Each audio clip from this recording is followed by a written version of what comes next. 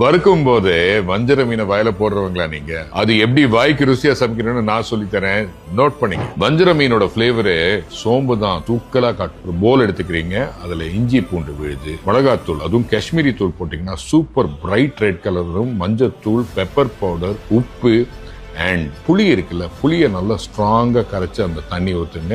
அதுவும் சேர்த்து நீங்க சோம்பு பவுடர் போட்டு நல்ல ஒரு மிக்சிங் கொடுங்க. தேங்காய் எண்ணெய் போடுங்க. ஒரு கொத்து நிறைய கருவேப்பிலை எடுத்து நல்லா ஃபைனா சாப் பண்ணி உள்ள போட்டுட்டு இந்த அரிசி மாவும் மிக்ஸ் பண்ணி எல்லாத்தையும் ஒரு நல்லா சாஃப்டா ஒரு பேஸ்ட் பண்ணீங்க. இப்போ சூடான ஒரு தோசைக்கல்ல தேங்காய் எண்ணெயை ஊற்றி அந்த ஃபிஷ் பீஸ் நல்ல ஒரு 15-20 மினிட்ஸ் மேரினேட்டா இருக்கிற பீஸ் எடுத்து அழகா கல்ல வைங்க. அந்த கல்ல ஒரு சவுண்டு வரும், அப்படியே குக்காகும் பாருங்க. கம கம கமனு ரூம்லயே அந்த தேங்காய் எண்ணெய், கருவேப்பிலை, இஞ்சி பூண்டு விழுது, அந்த ரெட் சில்லி பவுடர் எல்லாம் சேர்த்து அப்படியே